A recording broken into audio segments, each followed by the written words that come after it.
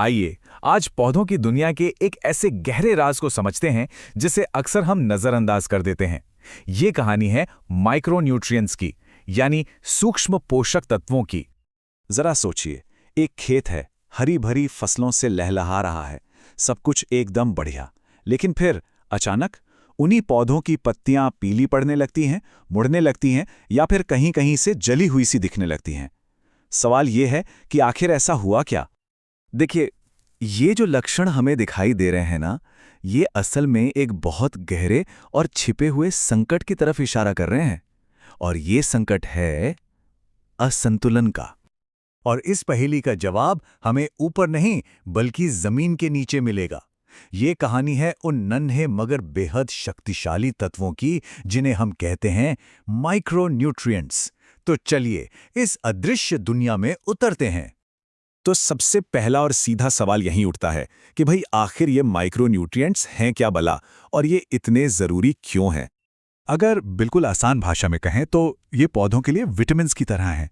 मतलब ऐसे ज़रूरी तत्व जिनकी ज़रूरत तो बहुत ही कम मात्रा में होती है, लेकिन इनके बिना पौधे का पूरा सिस्टम ही ठप पड़ सकता है। और कमाल की बात तो देखिए, ये सारे तत्व मिलकर भी पौधे के कुल वजन का 1% से भी कम होते हैं।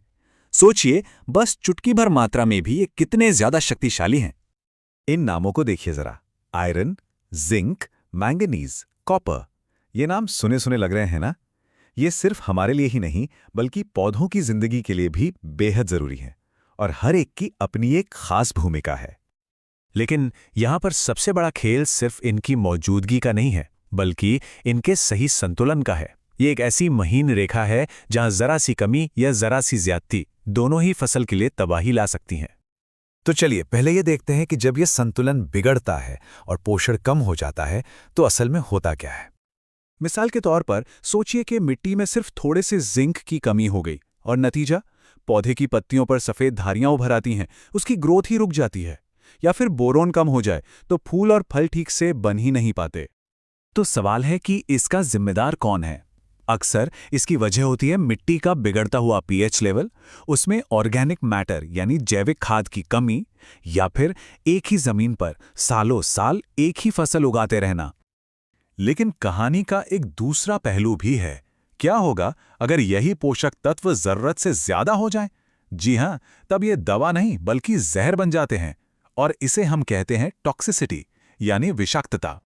जैसे कॉपर पौधों के लिए जरूरी तो है, लेकिन अगर ये ज्यादा हो जाए तो ये जड़ों को बढ़ने से ही रोक देता है और पत्तियों का रंग भी बिगाड़ देता है।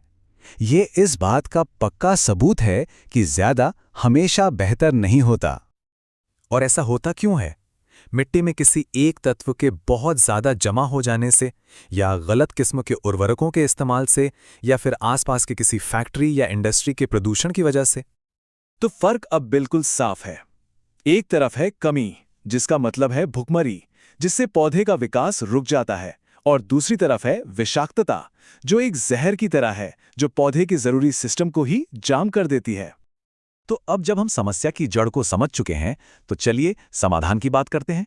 इस नाजुक संतुलन को साधा कैसे जाए? इसका एक सीधा साधा 4 स्टेप का मास्टर प्लान है।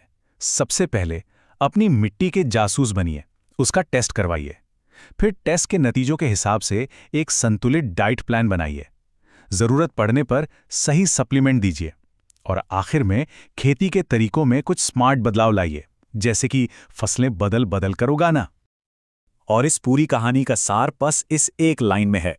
पौधों को दीजिए सही मात्रा में माइक्रोन्यूट्रिएंट, तभी होगा विकास, तभी होगी अच्छी उपज। तो माइक्रोन्यूट्रिएंट्स की इस छिपी हुई दुनिया को समझकर और सही तरीके से मैनेज करके कोई भी एक बीमार फसल को फिर से सेहतमंद और लहलहाता हुआ बना सकता है। असली सवाल तो ये है, क्या हम अपनी जमीन की इस खामोश आवाज को सुनने के लिए तैयार हैं?